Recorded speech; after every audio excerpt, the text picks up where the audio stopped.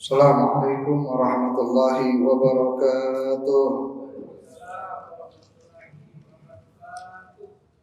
Alhamdulillah, alhamdulillahi wa kafa wa musalliyan wa musalliman ala rasulillahi nabiyil mustafa wa ala alihi wa sahbihi ahlu sidqi wal wafa.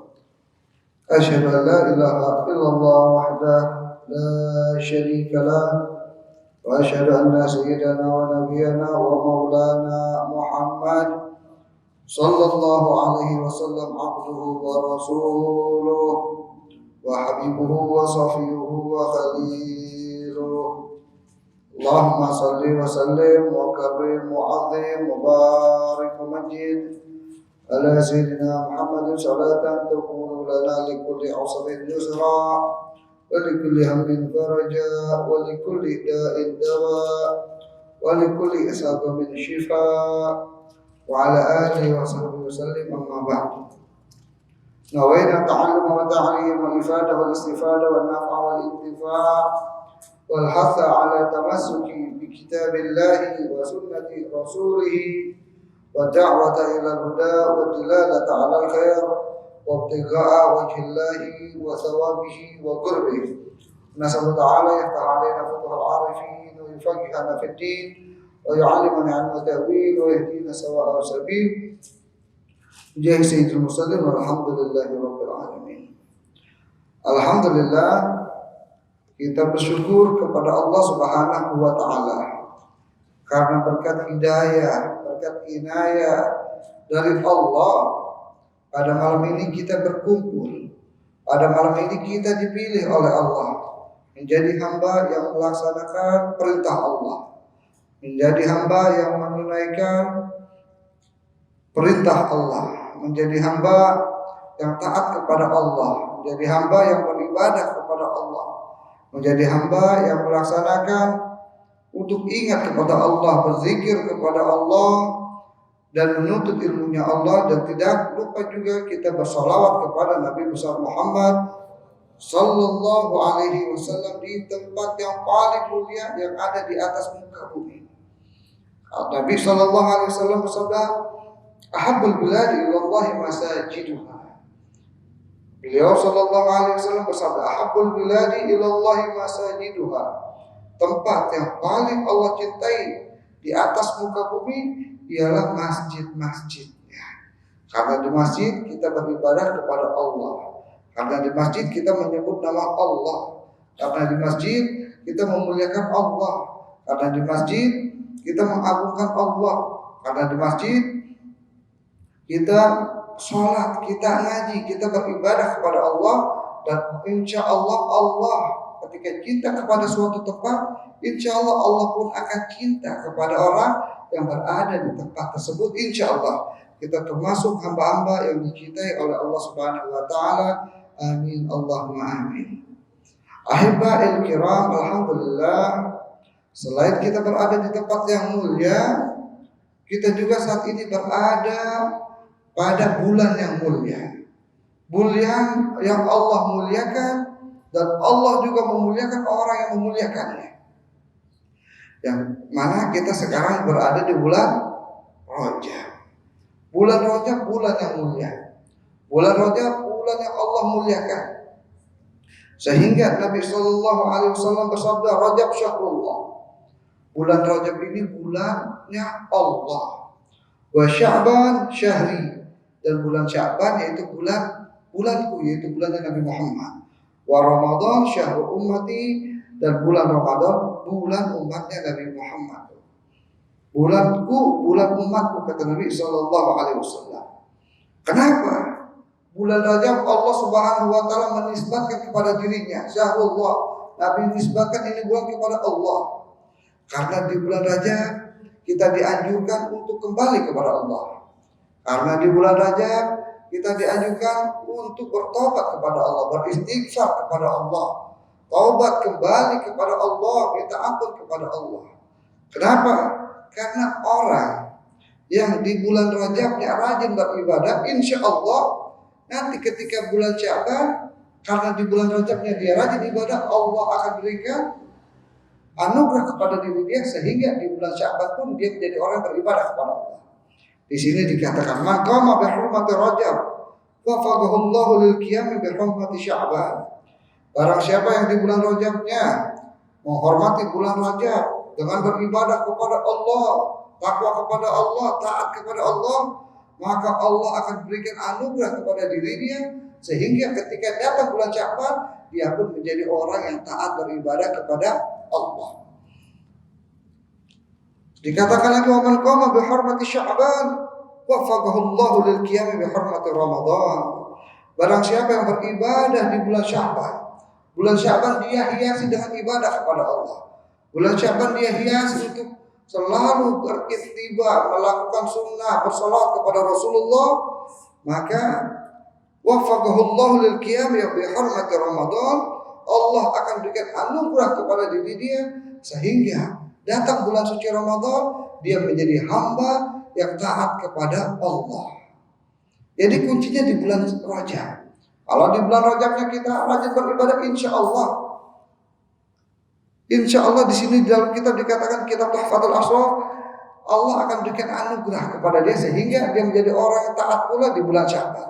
Kalau orang di bulan Sya'ban yang rajin ibadah kepada Allah, insya Allah Allah akan berikan anugerah juga kepada diri dia sehingga ketika datang bulan suci Ramadan dia menjadi hamba yang taat, yang takwa kepada Allah Subhanahu wa taala. Rajab syahrullah. Di bulan Rajab ini Nabi sallallahu alaihi wasallam menisbatkan bulan Rajab kepada Allah. Kita tahu bulan Rajab bulan yang Allah muliakan.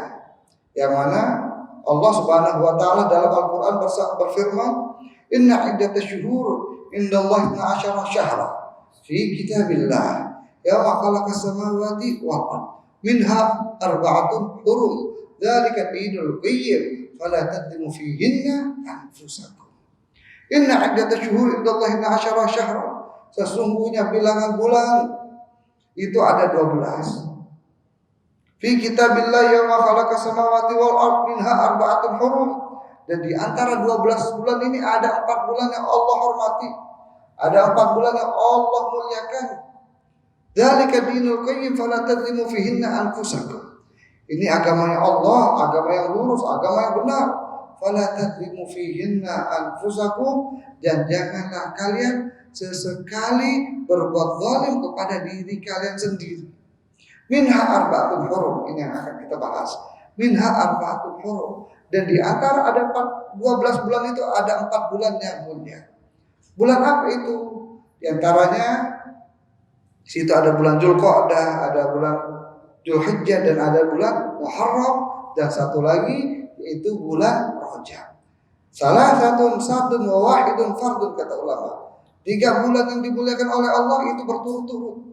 Dzulqa'dah, Dzulhijjah, dan juga bulan Muharram. Setelah bulan Dzulqa'dah bulan Dzulhijjah, setelah bulan Dzulhijjah bulan Muharram. Ini diantara bulan-bulan yang Allah muliakan. Wahidun fardun, dan satu bulan mencal sendiri, misah sendiri, yaitu bulan Rajab. Ya, di sini ulama bilang itu Rajab syahrul asab. Rajab itu bulan al-asab. Apa itu al-asab? Bulan yang dituangkan. Maksudnya apa? Yusabu li ibadillahir rahmah. Allah berikan, Allah tuangkan kepada hamba Allah yang beribadah di bulan Rajab itu rahmat.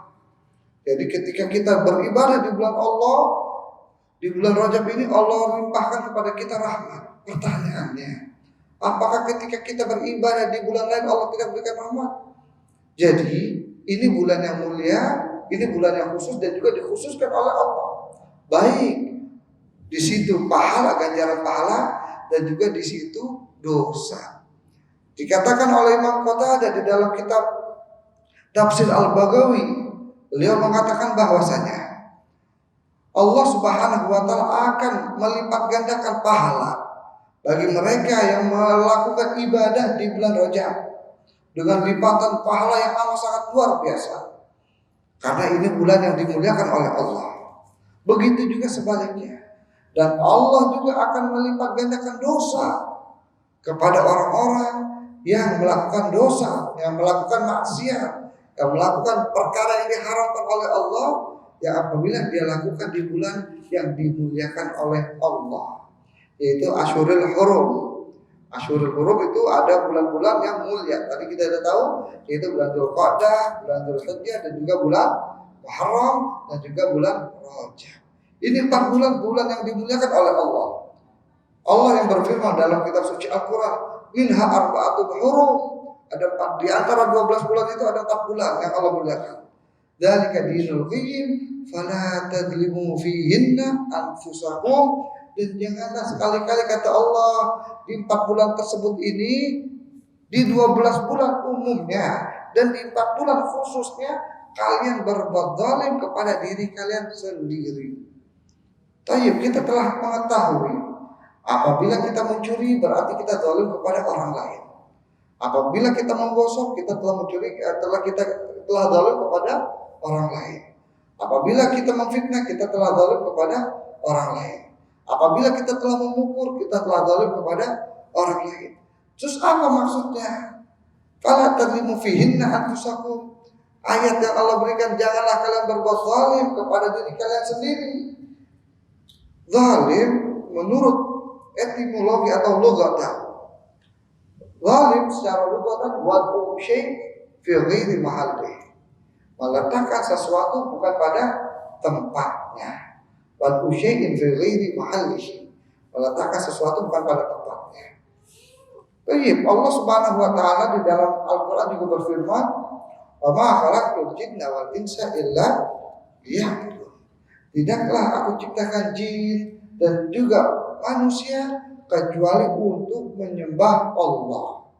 Kalau kita udah tahu definisi dari zalim, yaitu meletakkan sesuatu bukan pada tempatnya, Allah bilang, tidaklah aku ciptakan jin beserta manusia hanya kecuali untuk menyembah kepada Allah. Ketika kita bermaksiat, kita udah tahu tujuannya kita diciptakan oleh Allah untuk beribadah kepada Allah. Tapi ketika kita hidup di dunia, kita bermaksiat kepada Allah, berarti kita sudah menyalahi aturan. Berarti kita telah zalim kepada diri kita sendiri. Fala tadlimu fihinna anfusakum. Janganlah kalian berbuat zalim kepada diri kalian sendiri. Begitu juga dikatakan oleh Imam Baghawi di dalam tafsirnya, yaitu bi fi'lil ma'siyah wa bi tarkit ta'ah. Yaitu dengan melakukan kemaksiatan dan meninggalkan ketaatan kepada Allah.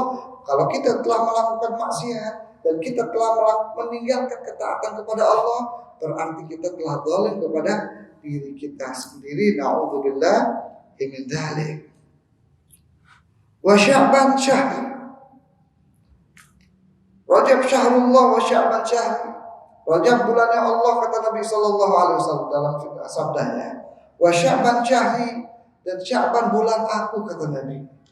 Kenapa? Bulan Sya'ban Nabi nisbahkan kepada dirinya sendiri. Apa faedah? Apa maziyah? Apa keistimewaan di bulan Sya'ban? Kenapa Nabi menisbahkan ini bulan kepada dirinya Nabi? Apakah di bulan Sya'ban Nabi telah dilahirkan? Tentu bukan. Karena kita tahu Nabi dilahirkan pada bulan Rabiul Awal. Kenapa Nabi menisbahkan bulan Sya'ban kepada dirinya? Wa Sya'ban syahri, apakah hadis Nabi salah?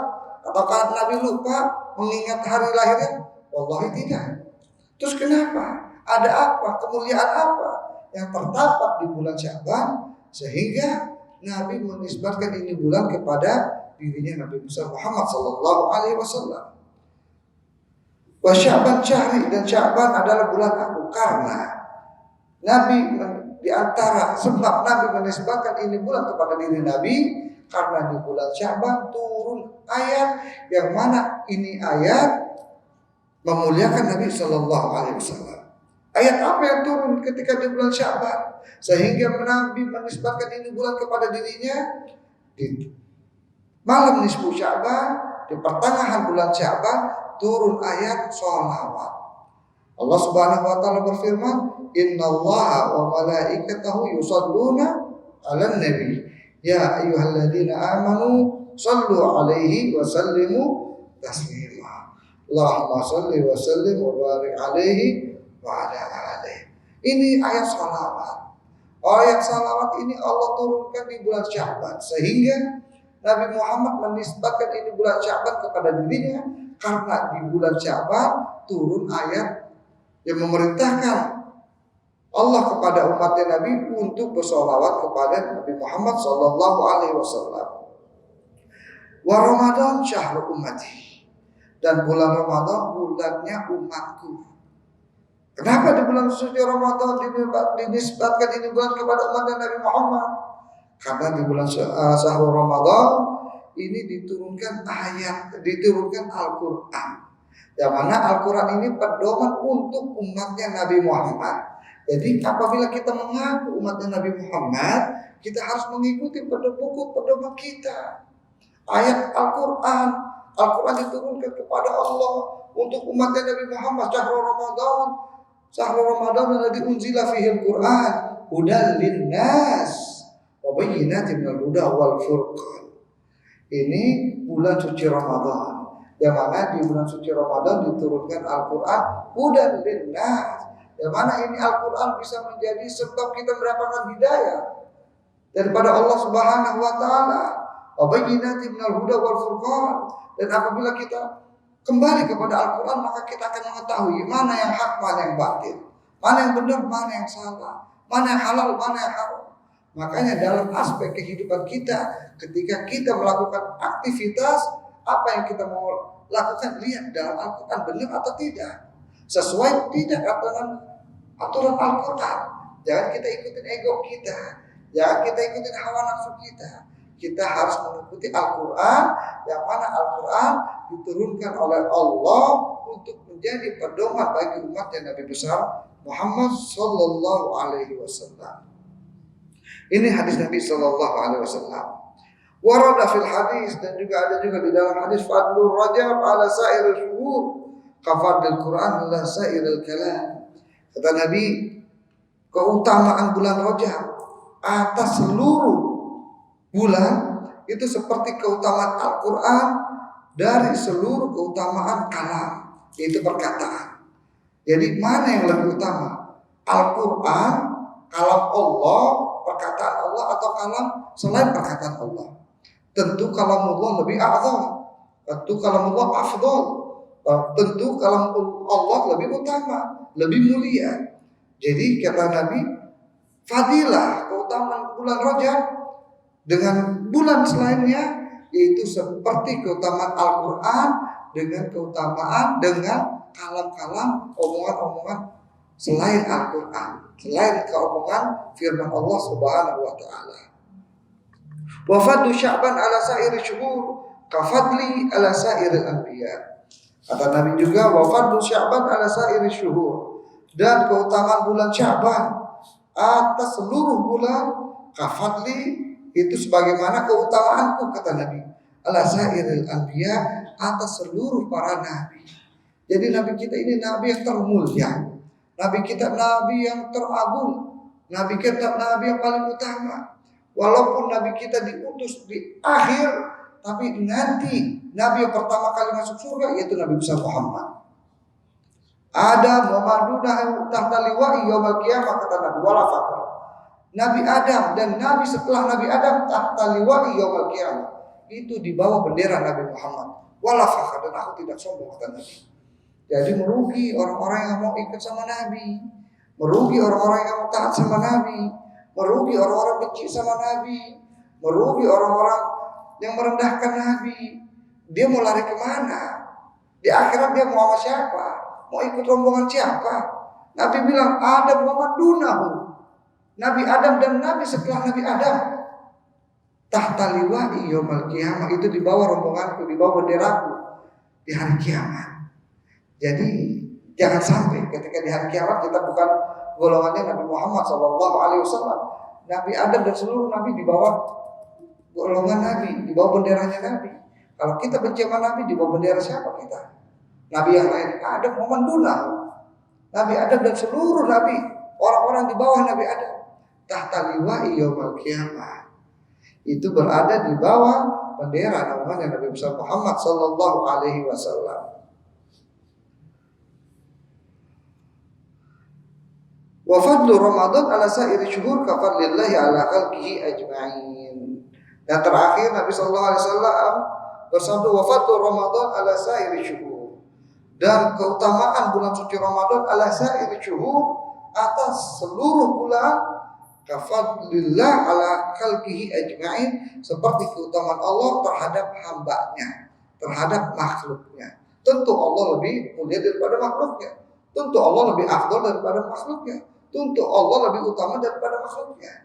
Begitu pula Allah diumpamakan oleh Nabi kemuliaan bulan suci Ramadan atas bulan yang lainnya. Makanya bagi kita yang telah mengetahui keutamaan bulan Rajab, kita yang telah mengetahui keutamaan bulan suci Sya'ban, kita yang telah mengetahui keutamaan bulan suci Ramadan, hendaknya kita muliakan ini bulan. Tadi kita udah bahas orang yang memuliakan. Bulan yang dimuliakan oleh Allah akan dimuliakan oleh Allah. Dengan apa kita muliakan? Dengan ibadah. Dengan apa kita muliakan? Dengan takwa taat kepada Allah. Dengan apa kita mengerjakannya? Dengan banyak kita beristighfar, mendekatkan taqarrub diri kepada Allah Subhanahu wa taala, sehingga ketika datang bulan Sya'ban kita telah siap. Ketika datang bulan Sya'ban kita siapkan diri kita untuk menghadapi bulan Sya'ban. Ketika bulan Sya'ban, ketika Rajabnya kita bagus, Sya'bannya kita dikasih bagus oleh Allah.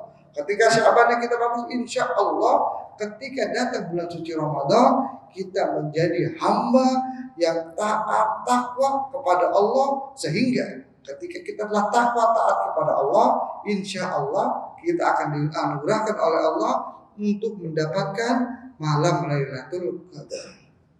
Malam Lailatul Qadar gimana cara mendapatkannya? Yaitu dengan ibadah kepada Allah. Tidak bisa kita tanggal 1 sampai 20 maksiat kepada Allah, enggak puasa. Ketika datang tanggal 20 akhir Ramadan kita beribadah, apakah kita dapat? Wallahi enggak bakal dapat. Dilihat dari awalnya. Makanya apabila kita pengen mendapatkan tuh yang tadi dikatakan, apabila orang yang beribadah di bulan Sya'ban, berusaha beribadah di bulan Sya'ban, maka dia akan dikasih anugerah oleh Allah untuk beribadah di bulan suci Sya'ban. Apabila di bulan Rajab dia beribadah, bakal dikasih anugerah untuk menjadi orang takwa di bulan Sya'ban. Begitu juga apabila dia rajin beribadah, paksakan diri dia untuk taat kepada Allah di bulan Sya'ban, insya Allah dia akan dikasih anugerah oleh Allah untuk menjadi hamba yang taat, hamba yang takwa di bulan suci Ramadan. Ya, insya Allah kalau kita udah bulan suci Ramadan yang takwa taat kepada Allah, kita dapatin itu malam Lailatul Qadar. Malam Lailatul Qadar, Masya Allah, tidak bisa dibayangkan gimana bahagianya itu seseorang. Apa kata Allah Subhanahu wa taala? Lailatul Qadri khairun min alfi syahr. Malam Lailatul Qadar, apabila kita mendapatkannya, ini mulianya ini malam, khairun min alfi syahr. Lebih mulia daripada 1000 bulan. 1000 bulan ada berapa tahun? 70 atau berapa tahun? Teman, Allah bilang bukan alfi syahr, bukan ka alfi syahr, bukan. Khairun min alfi syahr, lebih baik daripada 1000 bulan. Bisa 2000 bulan, bisa 3000 bulan, bisa 100 bulan, 100.000 bulan. Karena Allah bilang khairun min alfi syahr, bukan ka alfi syahr atau mitlu alfi syahr, tapi khairun min alfi syahr. Hanya apabila kita ingin mendapatkannya, dari sekarang kita persiapkan diri kita dengan banyak ibadah kepada Allah, takwa kepada Allah, tinggalin kemalasan. Memang ketika kita mau mendapatkan pahala yang besar, di situ terdapat cobaan yang amat sangat berat. Pasti. Kenapa? Karena setan tahu, karena iblis tahu. Ente ini mau dapat pahala besar. Kamu ini mau mendapatkan anugerah yang besar dari Allah. Makanya banyak ujiannya. Ketika kita mau sholat tepat waktu, diganggu oleh setan. Nanti saja, waktu masih lama. Ngapain buru-buru sih? Jangan seperti kayak orang-orang soleh, biasa aja hidup, Pak. Jangan terlalu over. Ini omongan setan. Kamu sholat ngapain rapi-rapi? Cukup yang menutupi kamu punya aurat. Gak usah kamu pakai gamis, gak usah kamu pakai kain, gak usah kamu pakai koko, gak usah kamu pakai peci, gak usah lebay dalam beribadah kepada Allah. Yang penting hatinya. Ini setan. Padahal kita melakukan itu semua tidak lain dan tidak bukan untuk menghadapkan diri kita kepada Allah. Gimana kita dapat depan orang mulia aja, ketika kita mau menghadap kepada orang mulia kita rapi. Kita pakai baju yang terbagus, pakai peci yang terbagus, pakai parfum yang terbagus, mau ketemu makhluknya Allah. Masa kita ketika bertemu dengan Allah, kita bajunya compang-camping? Apakah kita nggak malu? Wa ma sumiya salat illa li silati baina 'abdi wa rabbi. Apa kata ulama? Tidaklah dinamakan salat itu salat kecuali arti salat itu silaturahmi antara hamba Allah dengan Tuhannya. Masa kita ketika silaturahmi kepada Allah, baju kita compang-camping, baju kita jelek, baju kita bau, baju kita kotor, baju kita tidak bagus. Ya, malu kita kepada Tuhan kita. Malu kita kepada yang menciptakan kita, kepada Rabb kita. Makanya jadikanlah hayat kita, keadaan kita ketika kita bertemu dengan Allah itu dengan keadaan yang amat sangat suci, yang sangat istimewa, karena kita akan bertemu kepada Allah Subhanahu wa taala. Innallaha jamil yuhibbul jamal. Allah itu indah dan menyukai keindahan. Apabila orang itu rapi, bersih, wangi, Allah itu indah dan Allah cinta dengan keindahan. Allah indah melihat kita. Ketika Allah melihat indah itu Allah senang. Kalau Allah senang itu apa dikasih oleh Allah Subhanahu wa taala. Caper kepada Allah itu perlu. Jangan capernya hanya kepada atasan aja. Jangan capernya cuma kepada calon mertua saja ataupun orang yang kita agungkan saja. Caper kepada Allah itu perlu, bahkan penting. Bahkan kita bisa diwajibkan. Kenapa? Karena capernya kita kepada Allah tidak lain dan tidak bukan mengharapkan keridhaan daripada Allah. Mengharapkan Allah cinta kepada kita. Kita diberikan anugerah oleh Allah, dijadikan hamba yang selalu menjadi hamba yang selalu beribadah kepada Allah Subhanahu wa taala. Nah, Rajab syahrullah, Sya'ban syahri wa Ramadan syahrul ummati. Dan juga di dalam kitab Kanzun Najah wa Suruh, di situ dikatakan ada sebuah faedah. Sebuah faedah dikatakan di dalam kitab Kanzun Najah wa Suruh, bahwasanya barang siapa yang membaca Rabbighfirli warhamni wa tub alayya 70 kali, sabah wa masa, pagi dan juga sore hari. Tapi amalan ahlu tarikh, amalan orang-orang hadrumut yang sana, dia bacanya ketika pagi dan habis isya, ketika habis sholat subuh dan juga habis sholat isya. Ala kulli hal, mau kita baca habis subuh dan juga habis asar, atau habis subuh ataupun habis isya, nggak ada masalah, yang penting kita baca. Jangan kita puyeng, wah kita milih yang mana, tapi yang tinggal hadir, yang tinggal baca buat apa? Kita pilih salah satunya. Mau kita baca habis isya dan juga habis subuh, ataupun habis subuh dengan habis asar juga boleh. Baca Rabbighfirli warhamni wa tub alayya 70 kali. Dan diakhiri ditutup setelah 70 kali Rabbighfirli warhamni wa tub alayya, Rabbighfirli warhamni wa tub alayya, Rabbighfirli warhamni wa tub alayya. Apa artinya? Rabbighfirli, ya Allah, ighfirli, ampunilah aku, warhamni, dan sayangilah aku, wa tub alayya, dan berikanlah aku taubat, terimalah taubatku. Kita istighfar, kita sembari resepin ini maknanya. Rabbighfirli, ya Allah, ampuni aku, warhamni, ya Allah, sayangi aku, wa tub alayya, ya Allah, terimalah taubatku. Rabbighfirli warhamni wa tub alayya. Jangan ya Rabbighfirli warhamni wa tub alayya, Rabbighfirli warhamni. Ngambil cepat buat apa? Buat apa kita cepat-cepat Rabbighfirli warhamni wa tub alayya, Rabbighfirli warhamni wa tub alayya, Rabbighfirli warhamni wa tub alayya. Ngarah cepat doang. Supaya cepat wiridnya. Ya tinggal mau merasa lega ketika berdoa kepada Sang Pencipta, kepada Zat yang memberikan kamu nyawa, kepada Zat yang memberikan kamu nafas, kepada Zat yang memberikan kamu kehidupan. Ya, kalau kita lagi berdoa dengan orang kita cintai, kita selalu demennya lama. Cuma kenapa? Ketika kita berzikir kepada Allah, menyebut nama Allah, berdoa kepada Allah, tapi kita pengen cepat. Ini ada suatu syai' fi qulubihim marad. Dalam hati kita ini ada penyakit. Karena kita nggak mau lama-lama berdoa kepada Allah, zikir kepada Allah, beribadah kepada Allah Subhanahu wa taala. Baca dengan istighfar, sepi ini mana? Rabbighfirli warhamni wa tub alayya, Rabbighfirli warhamni wa tub alayya, Rabbighfirli warhamni wa tub alayya. Dengan hati, insya Allah 70 kali itu baca, keadaan kita telah dirubah oleh Allah. Dosa kita insya Allah sudah diampuni oleh Allah. Kita menjadi orang disayang oleh Allah. Tobat kita diterima oleh Allah. Kita baca selama bulan Rajab. Bukan 1 hari doang. Selama bulan Rajab itu kita baca. Habis subuh, habis assalamualaikum warahmatullahi, assalamualaikum warahmatullahi, baca itu amalan. Sebelum baca yang lain, sebelum kita berubah, kita punya bentuk duduk, kita baca Rabbi firli warhamni wa tub alayya, Rabbi firli warhamni wa tub alayya, Rabbi firli warhamni wa tub alayya, bil istish'ar, dengan kita resepin maknanya. Ketika kita resepin itu makna, insya Allah hati kita bakal luluh. Insya Allah kita bakal hati kita jadi terenyuh. Insya Allah Allah rubah kita punya keadaan.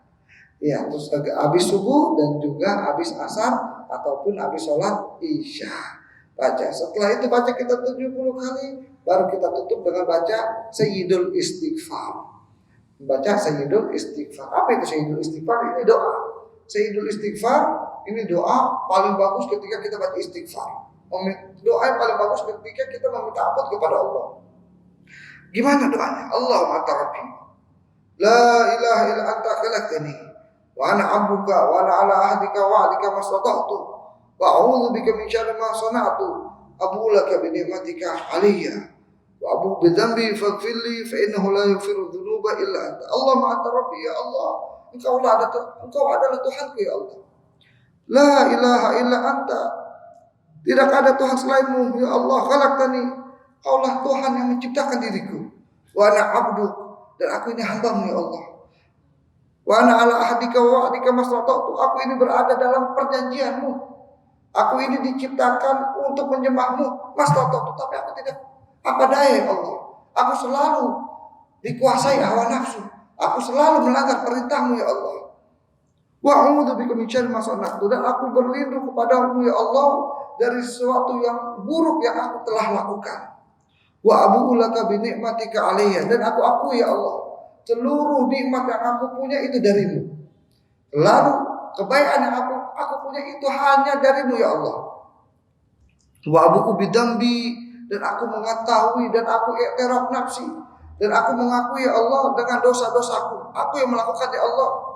Faghfirli, ampunilah aku ya Allah. Fa innahu la yaghfiru dzunuba illa anta. Sesungguhnya tidak ada Tuhan yang bisa mengampuni dosa kecuali dirimu ya Allah. Ini baca 3 kali. Habis baca Rabbi firli warhamni wa tub alayya, Rabbi firli warhamni wa tub alayya 70 kali, kita tutup itu Rabbi firli warhamni wa tub alayya dengan Sayyidul Istighfar sebanyak 3 kali. 3 kali. Di situ di dalam kitab Kanzun Najah wa Surur dikatakan orang yang melazimi membaca itu amalan selama di bulan suci Rajab, insya Allah Allah akan haramkan jasadnya terkena api neraka. Ini dalam kitab Kanzun Najah wa Surur dikatakan seperti itu. Kita amalkan. Tidak rugi kita tidak untuk mengamalkannya. Tidak mengambil banyak waktu kepada diri kita. Ya kita amalkan ini amalan, insya Allah dengan kita mengamalkan ini amalan kita menjadi yang lebih dekat lagi kepada Allah. Tobat kepada Allah, rujuk ilallah, selalu ingin dekat kepada Allah, diampuni dosa kita oleh Allah Subhanahu wa taala, insya Allah. Jadi kita amalkan amalan-amalan yang ada di bulan Rajab. Untuk apa? Untuk menjadikan diri kita semakin dekat kepada Allah. Ini bulan Rajab, bulan yang mulia, bulan Allah. Ya jangan sampai di bulan Rajab kita maksiat kepada Allah, berbuat zalim. Ya orang zalim ini hati-hati. Orang zalim bisa kepada diri kita, bisa juga kepada orang lain. Kita udah tahu. Zalim kepada orang lain gimana dosanya? Zalim kepada diri kita juga gimana dosanya? Apalagi ada kezaliman yang banyak kita tidak sadari. Tapi ini dampaknya amat sangat besar. Dampaknya amat sangat menyakitkan, amat sangat menyengsarakan bagi kita di akhirat kelak. Zalim apa itu? Zalim kepada anak dan istri, kepada keluarga kita. Maksudnya apa? Maksudnya Nabi SAW menceritakan, ada sebuah hadis Nabi ceritakan. Ketika Nabi lagi berkumpul dengan para sahabatnya, mungkin ada sebagian sudah dengar. Ketika itu ada seorang hamba. Di dunia dia punya anak dan juga dia punya istri. Ketika itu dia rajin ibadah. Dia rajin ibadah, sholatnya dia rajin. Zakatnya dia rajin, puasanya dia rajin.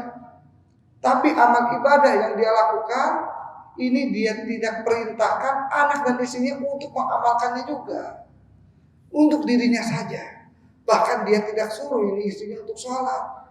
Dan anaknya untuk beribadah sholat kepada Allah. Dia tidak suruh anaknya ini untuk melakukan puasa. Dan istrinya juga seperti itu. Dia mengaji tapi dia tidak suruh anaknya untuk mengaji. Dan begitu juga istrinya. Akhirnya ketika dihisab oleh Allah di mizan, ketika di mizan, ini orang ditimbang amal ibadahnya. Ketika ditimbang, emang ini orang di dunianya ahli ibadah, ahli sholat, ahli puasa. Akhirnya amal ibadahnya lebih banyak, amal ibadahnya lebih berat. Akhirnya ini orang, kalau amal ibadahnya lebih berat daripada amal dosanya, ini orang akan dimasukkan ke dalam surga. Ketika dia berjalan, udah tercium olehnya itu bau surga. Bau surga itu Masya Allah, bau surga itu baunya aja Masya Allah indah. Apalagi masuk ya, bau surga udah tercium, pintu surga udah terlihat. Ketika itu ada yang berteriak, malaikat berteriak, fulan bin fulan ta'al. Wahai fulan bin fulan, namanya siapa disebut, dan nama bapaknya. Ta'al, kemari kamu. Datang. Tahu-taunya itu malaikat dengan keluarga kita yang di dunia. Wahai fulan, ini siapa? Oh ini anak-anak aku. Wahai fulan, ini siapa? Oh itu istri aku.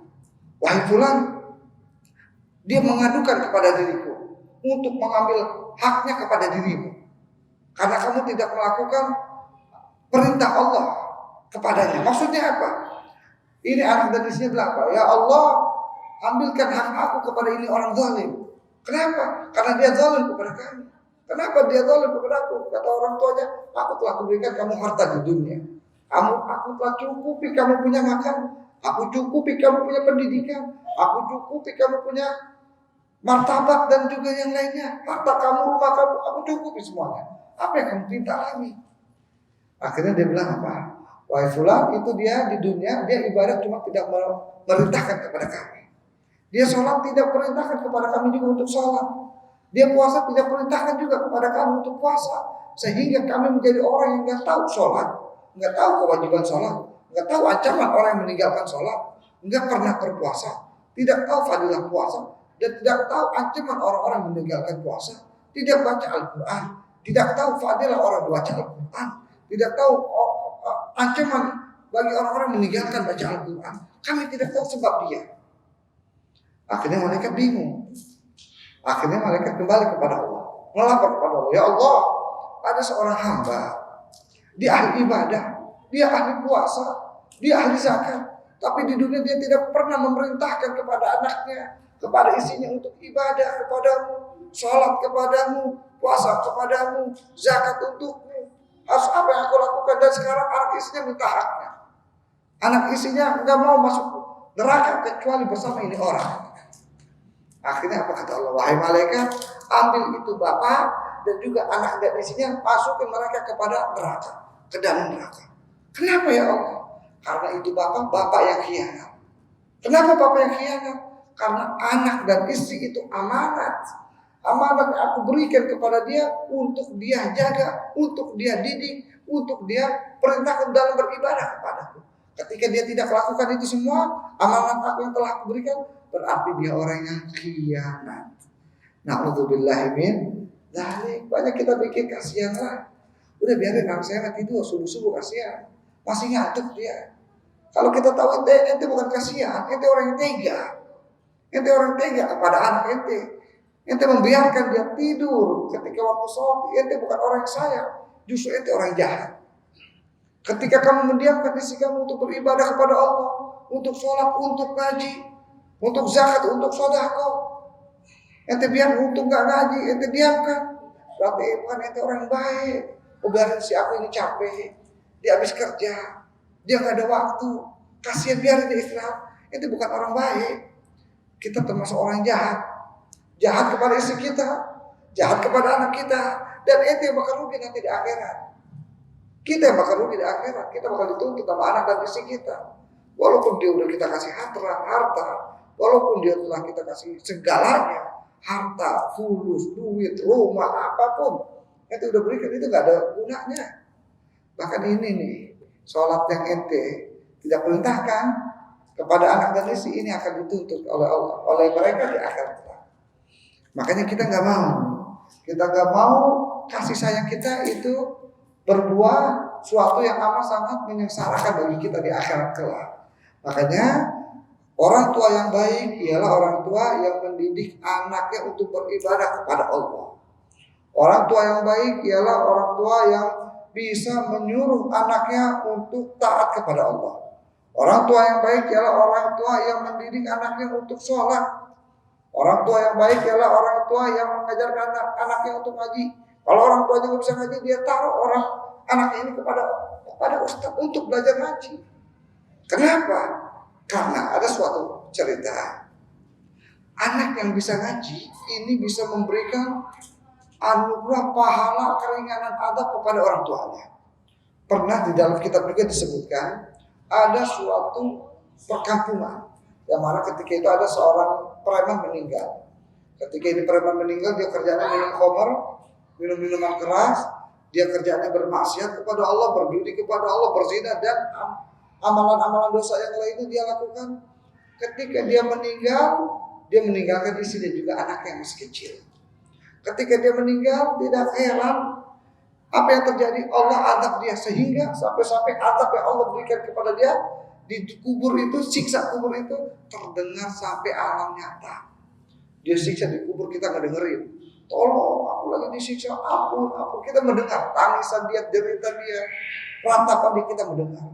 Sehingga itu orang kampung ketakutan karena mendengar orang yang disiksa di dalam kubur. Ini terjadi begitu lama, hampir beberapa bulan. Pernah suatu hari ini kejadian, ini teriakan, tangisan, ratapan tidak terdengar lagi. Akhirnya orang kampung kangen, ini kemana ini tangisan? Yang tadinya dia merasa takut, akhirnya dia merasa kangen, kemana ini tangisan? Biasanya setiap hari ini udah dengar orang nangis di bawah kubur, ini kok nggak ada? Dia nanya kepada orang alim di situ. Wahai seorang ulama, kemarin kita dengar, kamu tahu kan fenomena yang terjadi di kampung kita, bahwasanya ada kuburan yang terdengar suara siksaan. Terus sekarang nggak ada. Apa yang terjadi kepada dirinya?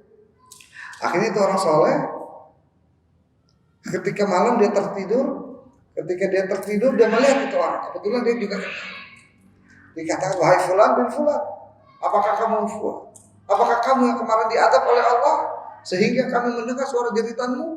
Ya benar, wahai kiai, wahai ustadz, wahai ulama. Terus kenapa sekarang tidak terdengar lagi suara tangisan, ratapan, jeritan dari dirimu lagi? Dia katakan, wahai kiai, perlu diketahui bahwasanya ketika aku meninggalkan seorang anak. Sekarang ini anak, taunya sama istri aku dibawa ke guru ngaji. Dia diajarin ngaji di situ. Sekarang alhamdulillah dia udah bisa baca Al-Fatihah. Karena dia udah bisa baca surat Al-Fatihah, Allah ringankan adabku sehingga aku di dalam kubur tidak diadab lagi oleh Allah Subhanahu wa taala. Berkat apa? Berkat orang tua yang menaruh anaknya kepada guru ngaji sehingga dia bisa ngaji. Ini anak bisa meringankan adab orang tuanya di akhirat. Makanya ketika kita tidak bisa ngaji, kita nggak punya waktu untuk mengajarkan anak kita ngaji, kita bawa anak kita ke guru ngaji, ajarin dia ngaji, supaya diajarin ngaji, supaya pintar. Ketika dia belum dapat pahalanya, dia belum balik, dia nggak dapat pahalanya.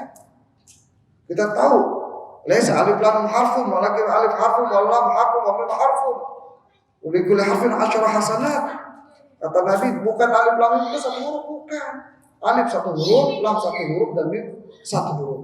Bikulli harfin asyara hasanat, dan setiap satu huruf itu ada 10 kebaikan, ada 10 pahala yang Allah berikan. Ketika anak kita udah bisa baca surat Al-Fatihah, ada berapa huruf?